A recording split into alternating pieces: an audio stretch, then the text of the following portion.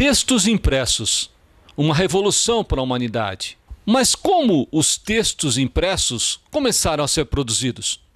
A forma de transmitir conhecimento sempre foi através da escrita.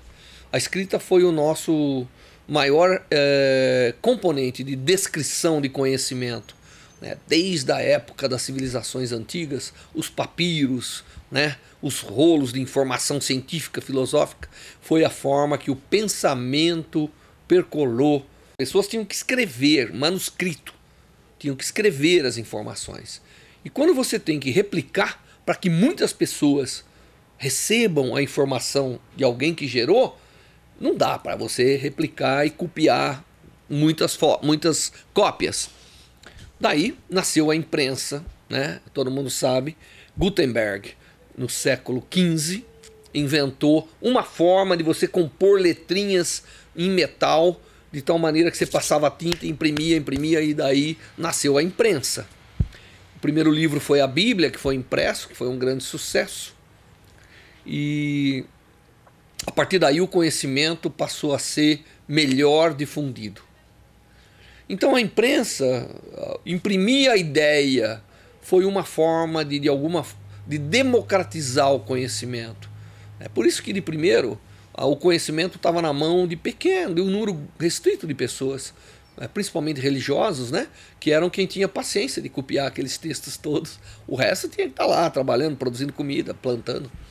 Então, por muito tempo, os intelectuais estavam muito ligados à religião e o conhecimento escrito não se transmitia. As pessoas nem tinham necessidade de aprender a ler, porque muitos poucos, né, tinham documentos para ser lido. Então mas mesmo assim foi uma revolução muito grande a imprensa, porque fez com que o conhecimento extravasasse as fronteiras dos países e assim por diante.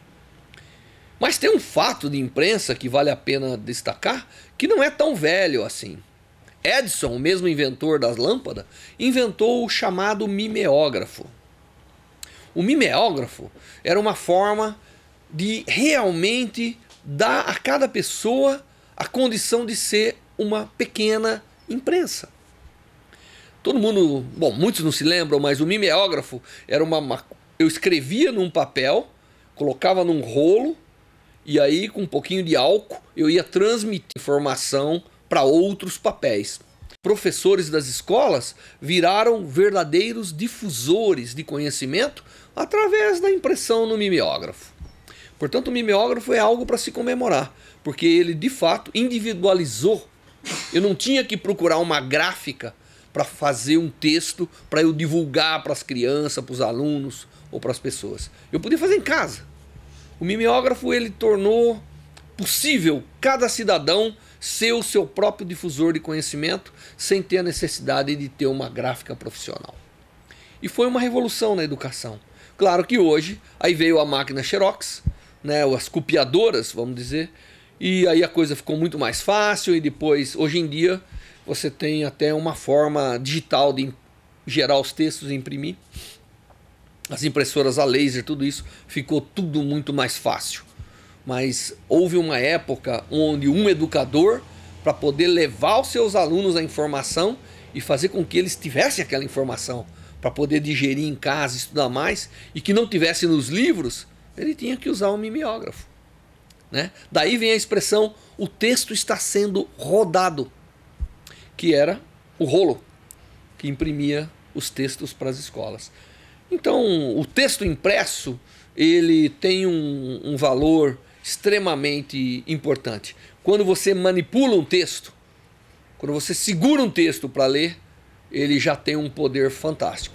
Por isso que nós devemos estimular as crianças a, obviamente, pesquisarem na internet, lerem hipertextos, mas não perder o hábito de pegar um livro, abrir, ler, folhear, comparar, porque é uma forma de você concentrar mais órgãos do sentido, segurar, ouvir, focalizar, visualizar e principalmente pensar a respeito.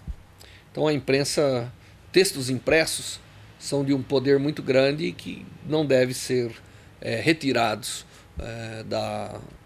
cultura das pessoas que queiram aprender.